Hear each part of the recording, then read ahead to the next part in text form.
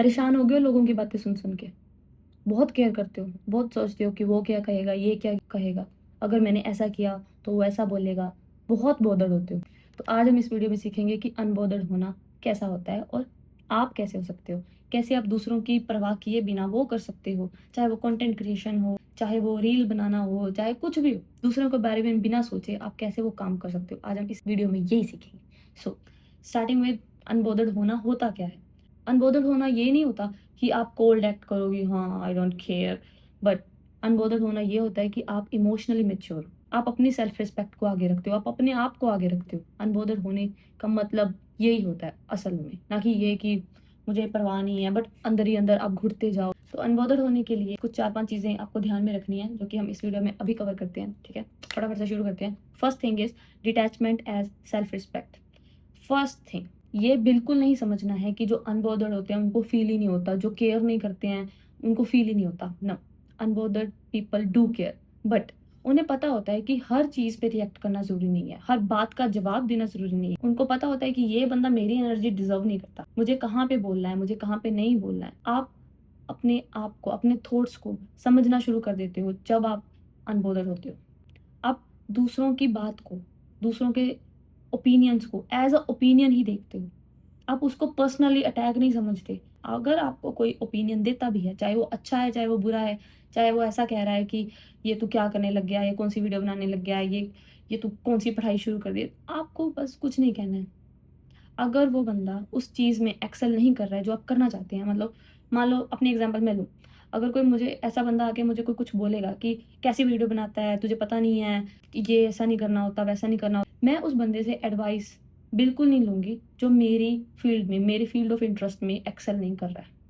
जो उस चीज़ में है ही नहीं, तो मैं उसमें उसकी एडवाइस क्यों लूँ? अपनी फ्रेंड्स एंड फैमिली की बात अलग है, जो आपके वेल विशर्स होते हैं, उनकी बात अलग है। बट जो रैंडम इंसान, जिसकी आपकी लाइफ में इम्पोर्टेंस ही नहीं है, अगर वो आपको आकर ऐसा कहेगा, तो why are you being bothered?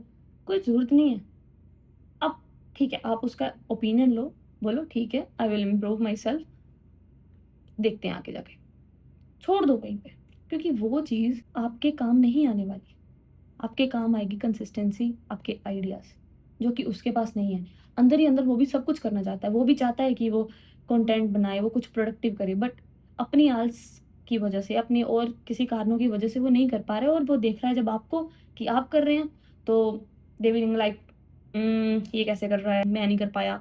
तो दूसरों के ओपिनियन को अपने सिर में नहीं लेना है, ठीक है? Take it as a opinion और लीव इट, वो उसको वहीं पे छोड़ दो।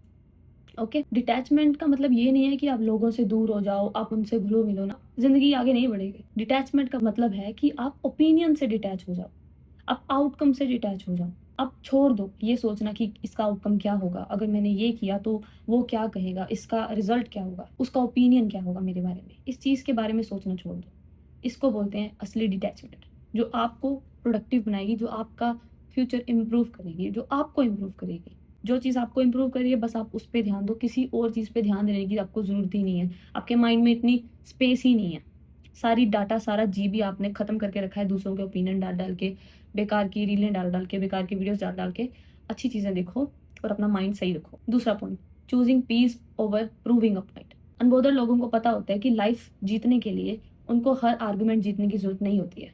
उनको पता होता है कि कब उनको अपना पॉइंट प्रूव करना है और कब उनको बस जाने देना है उस चीज़ को। ये लोग अपनी एनर्जी अपने आप को समझाने के लिए, अपने आप को एक्सप्लेन करने के लिए कि मुझे समझ लो, इस चीज़ पे अपनी एनर्जी वेस्ट नहीं करते। स्पेशली उन लोगों को जो ठान के बैठे हैं, जिन्होंने ठेका ले रखा है कि भाई ये कुछ भी करे, हमको तो इसे क्रिटिसाइज़ ही करना है, हमको तो इसे मिसअंडरस्टैंड ही करना है। उन लोगों पे तो बिल्कुल भी अपनी एनर्जी वेस्ट नहीं करते, और आपको भी यही चीज़ करनी है। Peace become more important than being right, and that choice alone changes everything.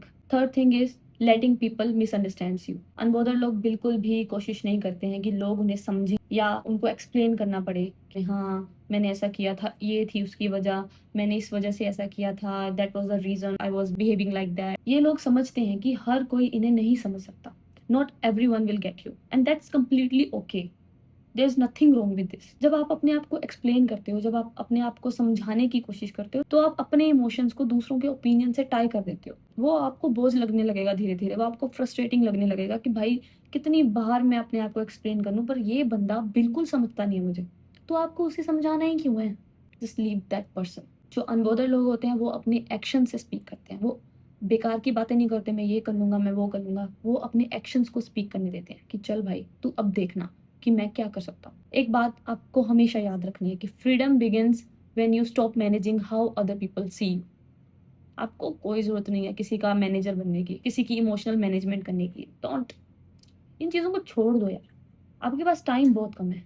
आप अपने आप पे फ़ोकस करो। एक बात जो मैं आपको फैक्ट बता दूँ कि ज़्यादातर तो लोग आपके बारे में सोचते नहीं है जितना आप सोचते हो कि वो सोचते होंगे। इतना किसी के पास टाइम नहीं है। सब अपनी-अपनी लाइफ़ में बहुत ज़्यादा बिज़ी हैं। सब अपनी-अपनी लाइफ़ में अपने आप पे इतना फ़ोकस्ड हैं कि आपके बारे में वो कम से कम अपने 24 घंटे का 30 सेकंड सोचेंगे। आप सोचो, आप कितना सोचते हो किसी के बारे में? आप जिनके बारे में सोचते हो, आप अच्छा ही सोचते हो। एज़ अ वेल विशर सोचते हो, ना कि ये कि उसके साथ बुरा हो जाए, ये वो। तो आप यहाँ नहीं होते। फोर्थ है emotional regulation. Being unbothered is a skill, not a trait. इसमें आप ये सीखते हो कि आपको रिएक्ट करने से पहले पॉज लेना होता है। आप अपने ट्रिगर्स को, जिस चीज़ से आपको घिन आती है, जिस चीज़ से आप फ्रस्ट्रेट होते हो, आपको गुस्सा आता है, उन ट्रिगर्स को आप पहचानते हो और देन आप चूज़ करते हो कि आपको इन चीज़ों में नहीं पड़ना। पहले आप अपने ट्रिगर्स को समझोगे, देन आप चूज़ करोगे यार मुझे इस चीज़ में नहीं पड़ना। I don't have that much time.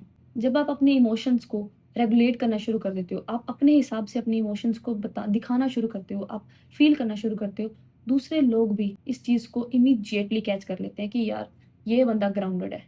इसको पता है कि ये क्या कर रहा है and people respect that thing. Fifth and last चीज़ है साइलेंस एज़ पावर।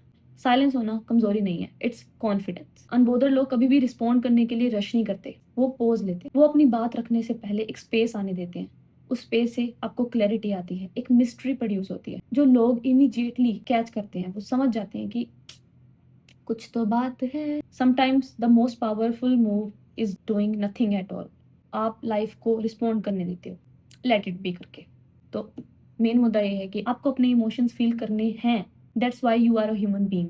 बट अपने आप को समझना, अपने आप को सबसे पहले रखना, ये एक स्किल है जो आपको सीखनी पड़ेगी। This world is very vast, पर आप इसमें सर्वाइव नहीं कर सकते अगर आप अपने आप को पहले नहीं रखोगे। आप अपनी ओपिनियंस को पहले नहीं रखोगे। अगर आप लोगों के ओपिनियन को देखते रहे, वो क्या सोचेगा, वो क्या कहेगा, अरे कुछ नहीं कहेगा वो। छोड़ दो उस चीज़ को। बोर हो जाओ उस चीज़ से। Being bore is also skill. पता नहीं आपको कितनी और स्किल सीखनी पड़ेगी अपने आप को इम्प्रूव करने के लिए, बट दैट्स द किक। मिलते हैं नेक्स्ट वीडियो में। I hope you understand this.